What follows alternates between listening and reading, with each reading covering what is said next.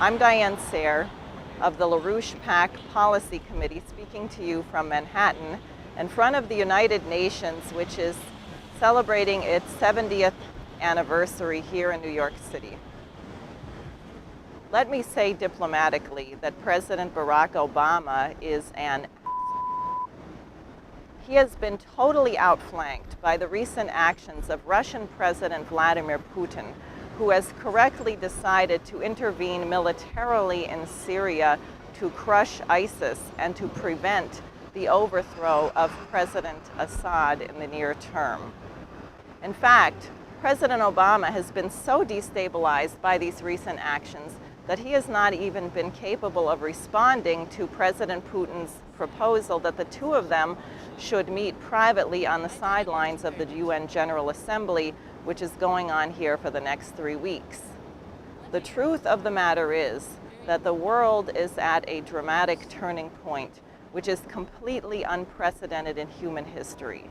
As Lyndon LaRouche has warned, those statistical followers of Bertrand Russell won't have a clue as to what's hitting them, even as President Obama has absolutely no clue as to what's going on and has thus far been incapable of responding. The reality is that Wall Street is dead. The transatlantic financial system is completely bankrupt, and nothing will save this system, not even the threat of thermonuclear war.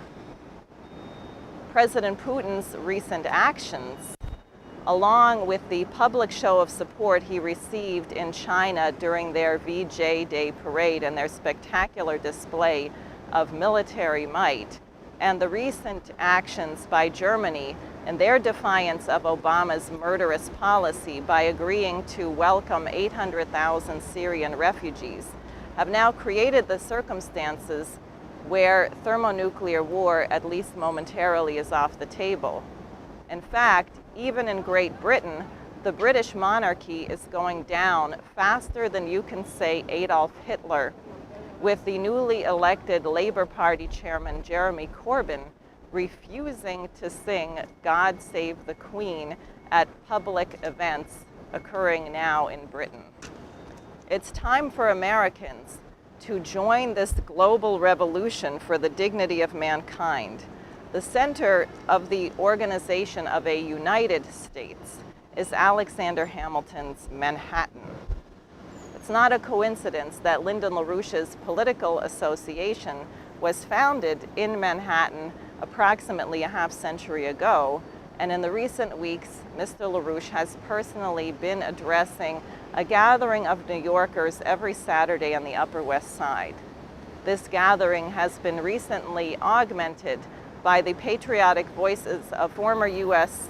Attorney General Ramsey Clark and former U.S. Senator Mike Gravel of Alaska, who spoke at a Schiller Institute gathering here in New York City last week. That when you look to solutions, I wish I could say as an American, because I love my country, and I'm sure all of you do, but I love the world more.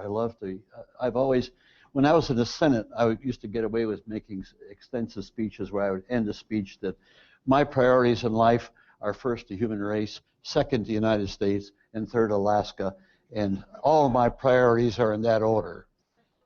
And so all I can say now is that I don't see a solution within the confines of the United States.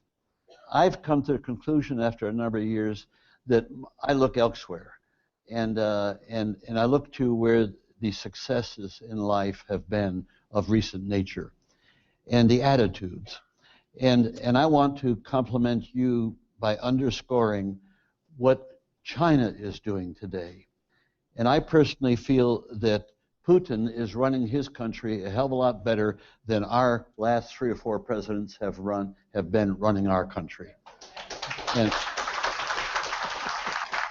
my view is that what China is doing,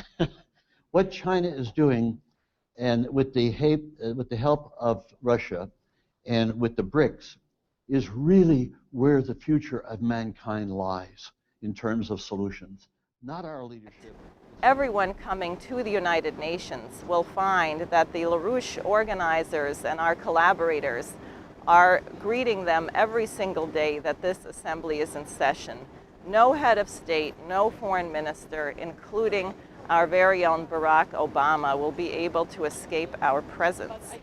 It is our intent that by our actions here, the United States will be swept into the future-oriented actions of the BRICS nations, as most clearly expressed by China with their One Belt, One Road, win-win collaboration.